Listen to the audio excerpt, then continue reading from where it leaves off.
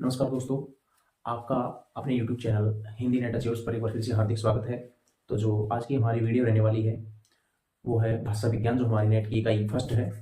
तो इसमें देखेंगे कि जो हमारी भारतीय भाषाएं हैं, प्राचीन आर्य भाषाएं, मध्यकालीन भाषाएं और आधुनिक भाषाएं, उसके बाद जो हिंदी की संवैधानिक स्थिति है उसके बारे में हम देखेंगे। 343 से 351 तक जो अनुच्छेद हमें लगे हुए हैं, देवनागरी लिपि जो है उसके बारे में हम जानेंगे। तो आइए शुरुआत करते हैं।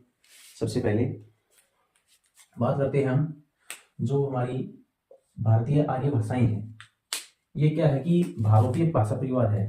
भारोपीय भाषा परिवार, भारोपीय भाषा परिवार है। ये 3500 वर्ष पूर्व, ठीक है भाई, उसकी हमारी ये भाषाएं हैं। उसमें से जो दो वर्ग होते हैं, सतम और केतुम, सतम और केतुम, उसमें हमारी जो भारतीय आर्य भाषाएं हैं उसका वर्णन हमें मिलता है।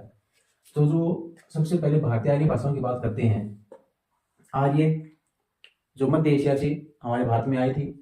तो प्राचीन आर्य भाषाओं की बात करते हैं, उसके अंदर हम देखेंगे कि जो प्राचीन आर्य भाषाएं हैं वो दो प्रकार की थी, वैदिक और लौकिक।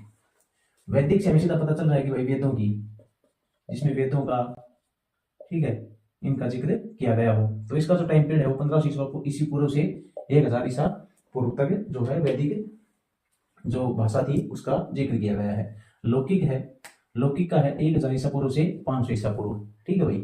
तो ये वैदिक और लौकिक, लौकिक जो हमारे लोक की भाषाएं, ठीक है, लोक की भाषाएं, जिसमें हमारे कबीर, तुलसी और जो अन्य हुए जिन्होंने लोक काव्य की रचनाएं की, उनको इसमें लौकिक में रखा गया। और जो वेदों की भाषा थी, पुराणों की, ऋग्वेद इत्यादि की, वो जो है वैदिक में। उसके बाद हमारी आती है मध्यकालीन आर्य भाषाएं। मध्यकालीन आर्य भाषाओं में 3 भाषाओं का जिक्र है। पहले नंबर पर है पाली। पाली का अर्थ है मगध की भाषा, मगध की भाषा, या इसको कहेंगे कि पाटलिपुत्र। तो पाटलिपुत्र मतलब मगध, मगध की भाषा। पाली मतलब पल्ली की भाषा, इसको कहा गया, ग्रामीण भाषा, ठीक है भाई, ग्रामीण भाषा। तो जो पाली है उसका समय क्या है, 500 ईसा पूर्व से 1 ईस्वी, ईसा पूर्व से ईस्वी तक, ठीक है। प्राकृत है, प्राकृत का है 1 ईस्वी से 500 ईस्वी तक, 1 ईस्वी से 500 ईस्वी तक भाई, ठीक है। इसके अंदर जो है, इसके बाद है अपभ्रंश। अपभ्रंश का समय है 500 ईस्वी से 1000 ईस्वी तक, 500 ईस्वी से 1000 ईस्वी तक। पाली, प्राकृत और अपभ्रंश। प्राकृत जो है वो हमारी मतलब प्रथम प्राकृत, द्वितीय प्राकृत और तृतीय प्राकृत, ऐसे करके हम इसको विभाजित किया गया। प्रथम प्राकृत, ठीक है, पाली, द्वितीय प्राकृत, प्राकृत, तृतीय प्राकृत, अपभ्रंश, इसको इस प्रकार से जो है विभाजित भाई किया गया है। पाली, प्राकृत, प्रथम, जो प्राकृत की प्रथम अवस्था है, प्राकृत की प्रथम अवस्था क्या है, पाली, और प्राकृत की द्वितीय अवस्था क्या है, प्राकृत, प्राकृत की तृतीय अवस्था है वो है अपभ्रंश। इस प्रकार से तीनों को विभाजित किया गया है। अब बात करते हैं आधुनिक आर्य भाषाएं। तो आधुनिक आर्य भाषाएं भाई हमारी जो हिंदी है, बांग्ला है, उड़िया है, पंजाबी है, जो भी है, मराठी है इत्यादि। तो इनका जो टाइम पीरियड माना गया है वो है 1000 ईस्वी पूर्व ईस्वी से, और जो अब तक हमारा टाइम चल रहा है वो 1000 ईस्वी से और अब तक। तो ये हमारी कुछ आर्य भाषाएं थी, वैदिक और लौकिक, पाली, प्राकृत, अपभ्रंश, और जो हमारी आधुनिक आर्य भाषाएं हैं। उसके बाद हम बात करते हैं जो है हमारी हिंदी की जो बोलियां और उपबोलियां हैं। हिंदी की जो हमारी 5 उपभाषाएं हैं, ठीक है भाई, कितनी भाषाएं हैं, उपभाषाएं हैं, 5 उपभाषाएं हैं। इसके अंदर जो है 5 उपभाषाएं हैं और कुल 18 बोलियां, ठीक है भाई, 18 इसके अंदर बोलियां हैं। पहली है शौरसेनी, ठीक है। शौरसेनी जो है उसके अंदर बात करते हैं तो राजस्थानी, इसके अंदर आती है राजस्थान की, मारवाड़ी, मेवाती, मारवाड़ी, मेवाती और मालवी, तीन है भाई, ठीक है। मालवी, मालवी, मारवाड़ी और मेवाती, ये किस में आती है? शोर सैनी के अंदर, राजस्थानी में। उसके बाद हमारी है, इसी का एक पार्ट है पहाड़ी हिंदी। पहाड़ी हिंदी में कौन सी आती है भाई? जो पहाड़ी में कुमाऊनी और जो है कुमाऊनी और भाई गढ़वाली, गढ़वाली, गढ़वाली पहाड़ी हिंदी के अंदर। जो पहली हमारी शोरसेनी जो वो भाषा है उसके अंदर जो राजस्थानी में मारवाड़ी, मेवाती और मालवी, ठीक है। पहाड़ी हिंदी के अंदर कुमाऊनी और गढ़वाली, गढ़वाली। उसके बाद हम बात करते हैं दूसरी जो भाषा है हमारी, पश्चिमी हिंदी, पश्चिमी हिंदी भाई। पश्चिमी हिंदी की बात करते हैं। पश्चिमी हिंदी के अंदर है ब्रज भाषा, ब्रज भाषा, कन्नौजी, खड़ी बोली, ठीक है, कन्नौजी, कोरवी, हरियाणवी और दक्षिणी, हरियाणवी और भाई दक्षिणी, ठीक है। ब्रज भाषा, कन्नौजी, एक बुंदेली, बुंदेली नहीं है भाई, हाँ बुंदेली, क्या है? बुंदेली। तो जो बुंदेली है उसके बाद देखिए ये होगी पश्चिमी हिंदी की, ठीक है। पश्चिमी हिंदी में कौन कौन सी है? ब्रज भाषा, बुंदेली, कन्नौजी, खड़ी बोली, हरियाणवी और दक्षिणी, छह है इसके अंदर। और ये तीन जो है राजस्थानी की, मारवाड़ी, मेवाती और मालवी। उसके बाद देखते हैं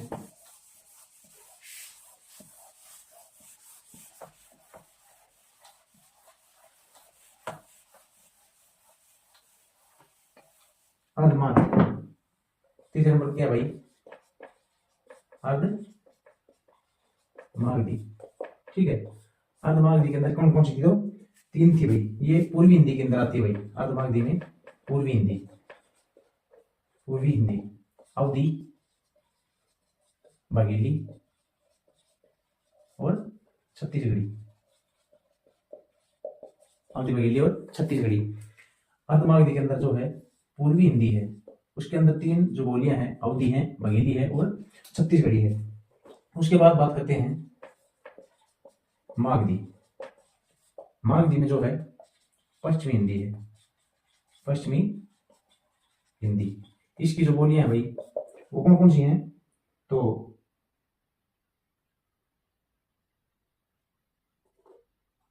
पश्चिमी हिंदी भाई, इसको जो है बिहारी हिंदी, बिहारी हिंदी, भोजपुरी, मैथिली, भोजपुरी, मैथिली और मगही, ये तीन इसके अंदर जिक्र किया गया है, ठीक है। तो जो पांच हमारी थी, राजस्थानी, राजस्थानी, पहाड़ी, पश्चिमी, पूर्वी और भाई बिहारी, ठीक है। ये थी राजस्थानी, पहाड़ी, पश्चिमी, पूर्वी और बिहारी, पांच उपभाषाएं थे, कुल 18 इसमें बोलियां हैं, ठीक है भाई। तो ये थी। अब उसके बाद हम बात करते हैं आकार बहुला, और इनमें आकार बहुला कौन सी है? आकार बहुला, आकार बहुला दो ही है, दक्षिणी और कोरवी, कोरवी जिसको खड़ी बोली बोला गया है, ठीक है भाई, ये आकार बहुला है। और जितनी भी बोलियां जो बच गई हमारी वो ओकार बहुला है, ओकार बहुला, ठीक है। जो शेष बच गई वो क्या होंगी? ओकार बहुला, और ये होंगी आकार बहुला, दक्षिणी और कोरवी। इन सब के बाद हम बात करते हैं हमारे जो क्वेश्चन इसमें बनते हैं, मेन जो है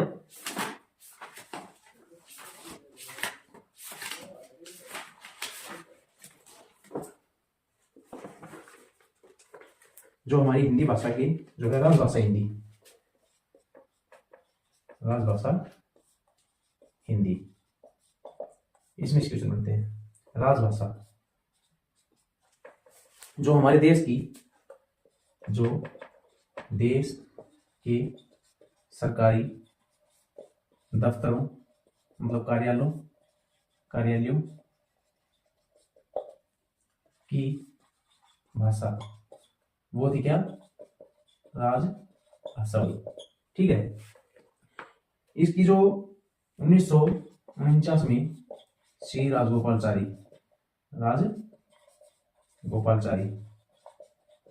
संस्थापक है भाई। ठीक है। जो राजभाषा उसकी स्थापना कौन करते हैं, 1949 में श्री राजगोपालचारी। जो उसके बाद हम बात करते हैं राजभाषा आयोग।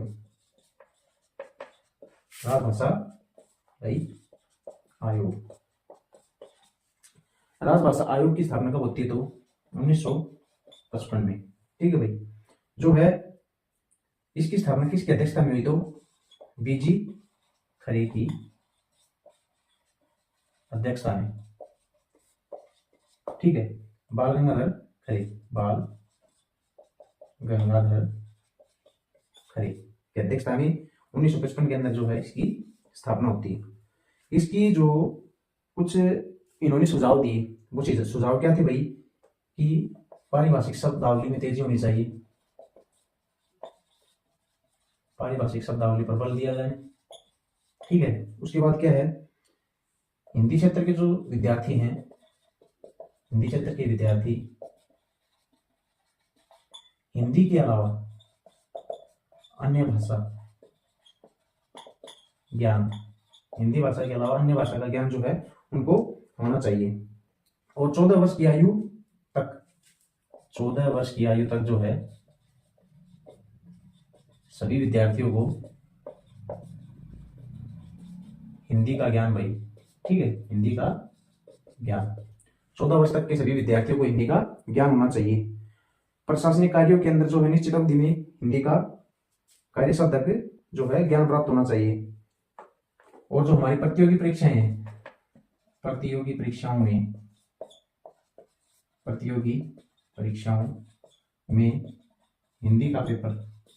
हिंदी में पेपर जो है अनिवार्य है। तो ये कुछ सुझाव थे भाई। पारिभाषिक शब्दावली में जो है बल दिया जाना चाहिए, हिंदी क्षेत्र के विद्यार्थी को हिंदी के अलावा एक अन्य भाषा का ज्ञान होना चाहिए, प्रतियोगी परीक्षाओं में हमारे हिंदी का पेपर होना चाहिए, 14 वर्ष तक के सभी विद्यार्थियों को जो है हिंदी का ज्ञान होना चाहिए। और देवनागरी लिपि को अखिल भारतीय लिपि के रूप में विकसित करना, देवनागरी लिपि को अखिल भारतीय लिपि के रूप में जो है विकसित करना। ठीक है भाई। तो ये कुछ सुझाव थे। उसके बाद है राजभाषा अधिनियम। ये कुछ अधिनियम है, इनकी डेट आप याद रखिए। ठीक है। जो है राजभाषा अधिनियम, देखिए भाई, राजभाषा अधिनियम ये कब पारित होता है, 1963 में। और जो इसका संशोधित रूप है वो 1900 संशोधन कब होता है, तो भाई 1967 के अंदर। राजभाषा अधिनियम 1963। अब बात करते हैं राजभाषा नियम ये कब पारित होता है, भाई 1976 में। गृह मंत्रालय को इसका दायित्व सौंपा जाता है, गृह मंत्रालय को। ठीक है भाई। राजभाषा नियम कब पारित होता है, तो 1976 में। उसके बाद है, देखिए इसमें क्या किया गया, जो तीन वो वर्ग बनाए गए, कैक है और त्रिभाषी जो है त्रिभाषी फार्मूला लागू किया गया इसमें। तो पहला क्षेत्र वो है जो हिंदी बोल सके और हिंदी उनको समझ में आई, तो हरियाणा, उत्तर प्रदेश, MP, राजस्थान। ठीक है भाई। ये जो थे ना, बिहार, हिमाचल, ये तो जो थे हिंदी बोल सकते थे और समझ सकते थे। दूसरे वो हैं ख वर्ग में जो रखे गए थे, जो हिंदी समझ सकते हैं किंतु हिंदी भाषा के रूप में जो प्रयोग नहीं करते। पहली भाषा जो है पहली भाषा के रूप में हिंदी प्रयोग में नहीं होती। प्रथम भाषा हिंदी नहीं है। ठीक है भाई। तो वो कौन कौन से थे? केंद्र शासित प्रदेश है, जैसे पंजाब हो गया, पंजाब, गुजरात, और केंद्र शासित प्रदेश, ठीक है, अंडमान निकोबार, अंडमान निकोबार। और गैर वर्ग में वे कौन से आते हैं? जो शेष राज्य बच गए, न तो हिंदी समझी जाती, हिंदी समझी नहीं जाती, उसमें क्या है भाई? केरल है, उड़ीसा है, बंगाल है, ये इसमें आएंगे। जो राजभाषा नियम बनाया गया था उसके अंदर त्रिभाषी, 3 भाषाएं। तो फॉर्मूले के तहत कैवर्ग, खैवर्ग और गैवर्ग। कैवर्ग तो वो था जो हिंदी बोल सकता हो, जो हिंदी समझ सकता हो। उसके अंदर तो उत्तर प्रदेश, राजस्थान, ये जो है बिहार इसमें आएगा भाई, बिहार जो है गैवर्ग में, ठीक है। और जो खैवर्ग था, जो हिंदी पहली भाषा उसकी हिंदी नहीं होगी। पंजाब, गुजरात, केंद्र शासित प्रदेश है, अंडमान निकोबार है, और हिंदी जहां समझी नहीं जाती। तीसरे वर्ग में केरल, उड़ीसा और बंगाल, ये राज्य आएंगे। उसके बाद बात करते हैं राष्ट्रभाषा। राष्ट्रभाषा और राजभाषा में बहुत लोग कंफ्यूज होते हैं। राष्ट्रभाषा वो भाषा जिसे देश की अधिकतर जनता बोलती है, उसे राष्ट्रभाषा कहेंगे। ठीक है भाई। जो हमारे देश की अधिकतर जनता है वो जिस भाषा को बोलती है वो हमारी क्या कहलाएगी? राष्ट्रभाषा। और राजभाषा क्या है? जो हमारे जो संविधान में, जो कार्यालय के अंदर जो फाइलें हैं या जो भी ऑफिस के कार्य किए जाते हैं, जिसमें जिस भाषा का प्रयोग किया जाता है उसको हम राष्ट्रभाषा के रूप में अपनाएंगे, राजभाषा के रूप में अपनाएंगे, सॉरी भाई। ठीक है। तो ये अधिनियम थे। अब देखते हैं जो लिपि है हमारी, उससे पहले देखेंगे हिंदी की संवैधानिक स्थिति। हिंदी की संवैधानिक स्थिति में, हिंदी की संवैधानिक स्थिति, हिंदी की संवैधानिक स्थिति जो है, हिंदी दिवस कब मनाया जाता है? तो 14 सितंबर को। ठीक है भाई। 14 सितंबर 1949 को जो है हिंदी को राजभाषा के रूप में मान लिया, अपना लिया गया। ठीक है भाई। 14 सितंबर 1949। तो 14 सितंबर को हिंदी दिवस, हिंदी दिवस कब मनाया जाता था भाई? 14 सितंबर को। अब उसके बाद है जो संविधान का भाग 17 है, भाग 17, इसके अंदर राजभाषा का वर्णन है। राजभाषा हिंदी का वर्णन। ठीक है भाई। भाग 17 में जो है हमारी राजभाषा हिंदी, उसका जिक्र किया गया है। उसके बाद है जो फॉर्मूला था जिसके तहत, वो था मुंशी अयंगर,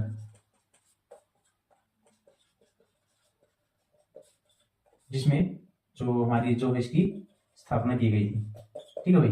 मुंशी अयंगर फार्मूला के तहत जो हमारी हिंदी की वो स्थापना की गई थी। जो हमारे अनुच्छेद हैं जिसमें हिंदी का जिक्र किया गया है वो 343 से लेकर 351 तक, 343 से 351 तक के जो अनुच्छेद हैं उसके अंदर जो हमारी राजभाषा है हिंदी, उसका वर्णन किया गया है कि किस प्रकार से किस अनुच्छेद के अंदर क्या क्या प्रक्रियाएं हैं और क्या जो है उसकी स्थिति है। तो जो हमारा अनुच्छेद 343 है भाई, उसके बारे में देखते हैं। 343 343 क्या कहता है कि जो हमारी भाषा है वो तो क्या रहेगी? हिंदी। और इसकी भाई लिपि क्या रहेगी? देवनागरी।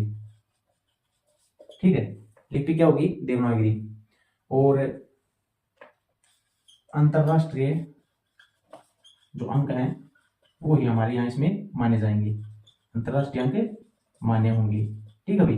343 के अंदर राजभाषा का जिक्र किया गया है कि राजभाषा क्या होगी हमारी, हिंदी होगी, और जो लिपि होगी उसकी वो क्या होगी, देवनागरी। ठीक है भाई, तो ये था 343। उसके बाद देखते हैं 344, 344,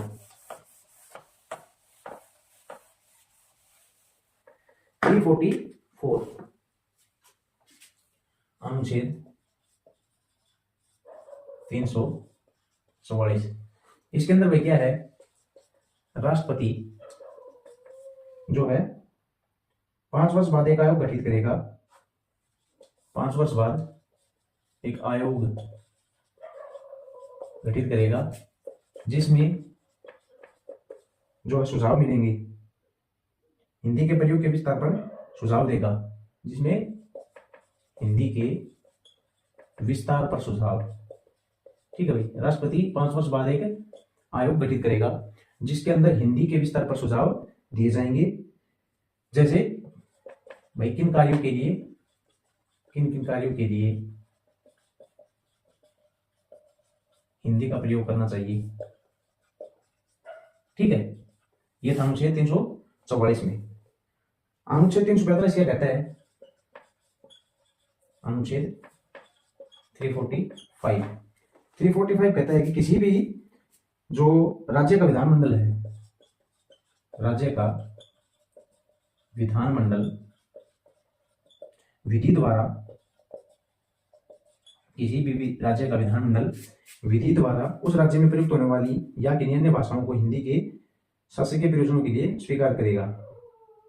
किसी भी विधि द्वारा जो भाई उस राज्य के अंदर, उस राज्य में प्रयुक्त होने वाली, या जो उस राज्य के अंदर प्रयुक्त होती है, या वो राज्य अन्य किसी भाषा को अपनाना चाहता है, तो उसका वर्णन किसमें किया गया भाई, 345 में। और जो अनुच्छेद 346 है, ये क्या है, पत्र व्यवहार, एक राज्य से दूसरे राज्य में भाई, ठीक है, के बीच पत्र व्यवहार का जो जिक्र किया गया है वो 346 में किया गया है। अनुच्छेद 347 क्या कहता है, 347 ये कहता है कि किसी राज्य की अधिकतर जनसंख्या यदि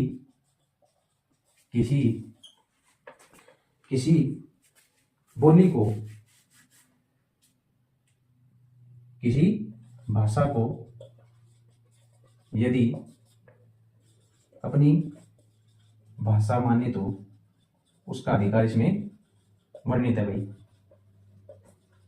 कि अनुच्छेद 347 क्या कहता है कि किसी राज्य के अंदर यदि उसकी जो पॉपुलेशन है वो ये चाहती है कि जो हमारी भाषा है उसके अलावा हम दूसरी भाषा को अपनाना चाहते हैं, तो जो 100% का जो क्राइटेरिया है उसमें से अगर ज्यादातर जो पब्लिक है वो चाहती है कि अगर उस भाषा को, हमारी जो भाषा जो है घोषित कर दी जाए या उसको मान्यता दे दी जाए, भाषा का दर्जा दिया जाए, तो उसका जिक्र अनुच्छेद 347 के अंदर जो है भाई किया गया है। उसके बाद है अनुच्छेद 348, अनुच्छेद 348 में 348 अनुच्छेद क्या कहता है भाई, सुप्रीम कोर्ट और हाई कोर्ट। सुप्रीम कोर्ट और हाई कोर्ट का जो वर्णन है वो 348 में किया गया है। 349 क्या कहता है, 349 कहता है कि राजभाषा से, अनुच्छेद 349 कहता है कि भाई राजभाषा से संबंधित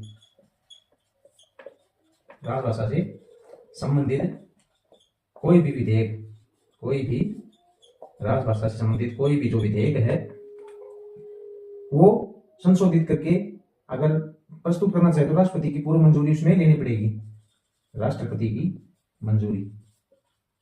ठीक है भाई, यदि जो संसद की राजभाषा से संबंधित कोई भी विधेयक या जो है संशोधन प्रस्तावित करना चाहता है तो उससे पूर्व राष्ट्रपति की अनुमति उसमें लेनी पड़ेगी भाई।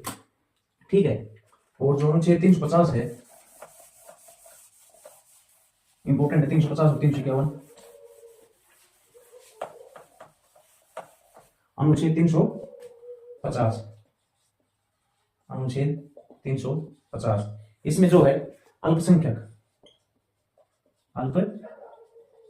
वर्ग, जो पिछड़ा वर्ग है, ठीक है भाई, जो जनजातीय वर्ग है,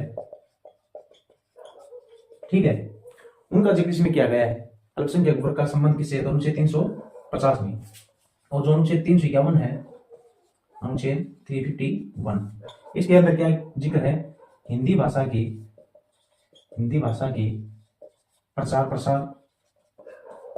प्रसार और उसको बढ़ावा देने हेतु, हिंदी को बढ़ावा देने और उसके प्रचार प्रसार का जिक्र, उसको बढ़ावा देने का वर्णन। ठीक है भाई, 351 के अंदर है। अब कुछ जो भाषाएं हैं हमारी संविधान में, कुल भाषाएं कितनी है? तो कुल भाषाएं जो है 22 भाषाएं हैं। अब कुछ संशोधन हुए थे, 3 संशोधन हुए थे, पहला, दूसरा और भाई तीसरा। पहला संविधान संशोधन कब होता है? तो 1967 में।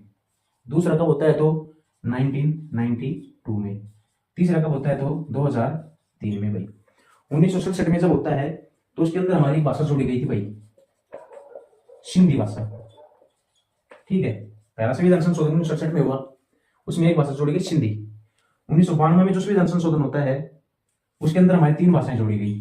3 कौन कौन सी जोड़ी गई? एक ट्रिक है नमक, ठीक है, नमक से, न से नेपाली, मैं से मणिपुरी और कैसे कोंकणी। ठीक है, 3 जो दूसरा संविधान संशोधन हुआ 1992 में, उसमें 3 भाषाएं जोड़ी गई। नमक से ट्रिक बनेगी, नमक जो है नेपाली, मणिपुरी और कोंकणी।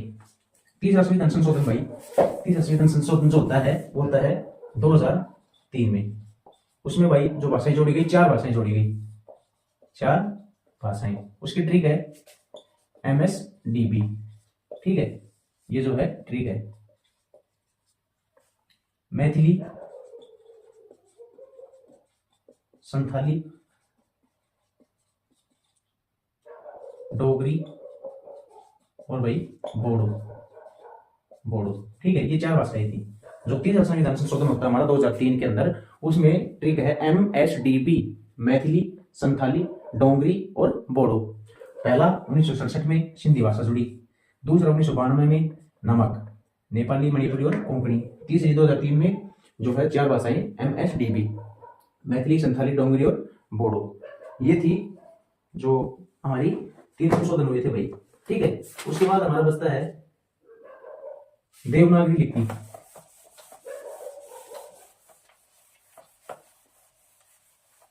ठीक है, देवनागरी लिपि जो है उसके बारे में देखिए भाई थोड़ा सा।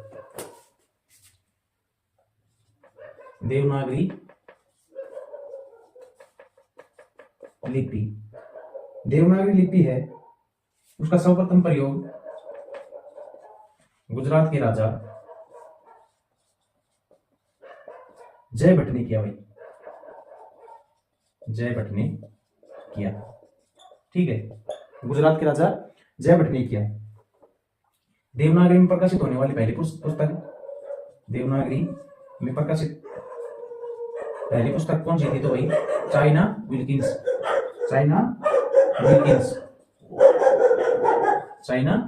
विल्किंस ये थी। और जो देवनागरी लिपि का विकास किससे है? तो ब्राह्मी लिपि से। ठीक है भाई, ब्राह्मी लिपि से इसका विकास होता है या विकसित होती है। ठीक है, जो प्राचीन 3 लिपियां थी, सबसे प्राचीन 3 लिपियां थी, वो कौन कौन सी थी भाई? सिंधु घाटी लिपि, सिंधु घाटी लिपि, खरोष्ठी लिपि, खरोष्ठी लिपि और तीसरी क्या थी? तो ब्राह्मी लिपि, ब्राह्मी लिपि। गुजरात के राजा जय भट्ट ने जो है सबसे पहले देवनागरी का प्रयोग किया, और जो देवनागरी में प्रकाशित होने वाली पहली पुस्तक थी चाइना विल्किंस थी। ब्राह्मी लिपि से इसका विकास माना गया है। जो सबसे प्राचीन लिपियां थी भाई सिंधु घाटी लिपि, खरोष्ठी लिपि और ब्राह्मी लिपि। अशोक के समय में जो लिपि का नाम था, अशोक के समय में तो ब्राह्मी लिपि था भाई, ब्राह्मी लिपि। ठीक है, अब देखते हैं ब्राह्मी जो लिपि है वो गुप्त शैली, ठीक है, सबसे पहले तो उत्तर शैली, उससे विकसित होती है गुप्त, फिर होती है हमारी कुटिल लिपि, कुटिल लिपि, और कुटिल लिपि से हमारी जो है भाई दो होती हैं, एक तो होती है देवनागरी, देवनागरी, और जो दूसरी होती है भाई वो होती है शारदा लिपि। ठीक है, सबसे पहले जो होती है ना ब्राह्मी लिपि होती है। ब्राह्मी लिपि की दो होती हैं, उत्तर शैली और दक्षिण शैली। उत्तर शैली में गुप्त शैली का विकास होता है, गुप्त शैली से कुटिल लिपि, कुटिल लिपि से दो भाग हैं, देवनागरी और शारदा। तो जो ब्राह्मी लिपि से इसका विकास माना गया है भाई। तो ये हमारी देवनागरी लिपि थी। तो आज के लिए भाई, आज के लिए हम इतना ही करते हैं, मिलते हैं एक नई वीडियो के साथ आपको।